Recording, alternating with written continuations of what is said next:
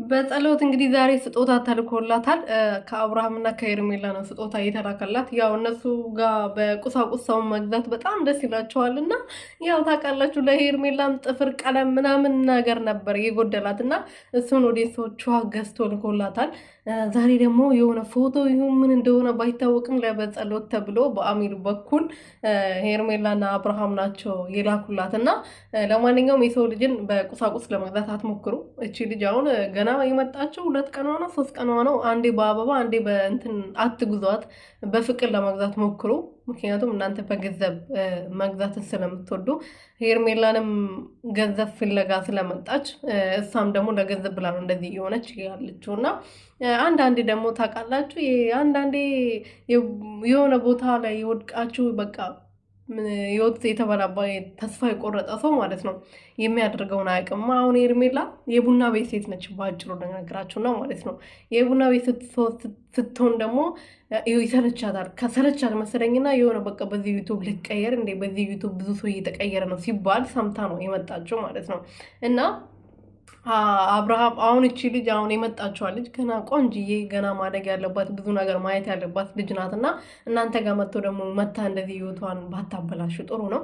አብርሃም እንግዲህ ለአሚር ወንድሜ ጠበቃ አድርገ ያዝ እንዳታመልጥ ብለዋል እና አንተ የትኛውን ጠበቃ አድርገ ይዘክ ነው ደግሞ ለሰው ጠበቃ አድርገ ያዝ ብለህ የምትመክረው ማለት ነው?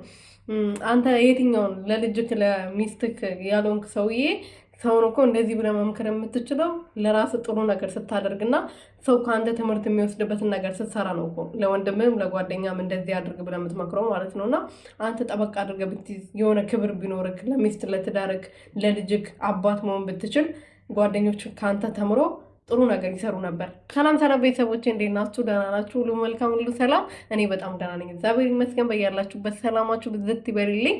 ለዚህ ቻናል አዲስ የሆናችሁ ሰብስክራይብ እያደረጋችሁ ቤተሰቡን ሁሉ በጣም ወዳችኋለሁ፣ አከብራችኋለሁ። ክበሩልኝ የስኬት ፋሚሊዎች፣ የሩትዬ እህቶች ትችላላችሁ። እንደምትችሉ ደግሞ ለእኔ እያሳያችሁኝ ነው። ወዳችኋለሁ በጣም። አሚር እንግዲህ ዛሬ በጸሎት ለዛችና ቆንጅዬ ቅብር ላለችዋ ልጅ ስጦታ መጥቶላታል። ያው በቁሳቁስ ሊገዛት እየሞከሩ ነው።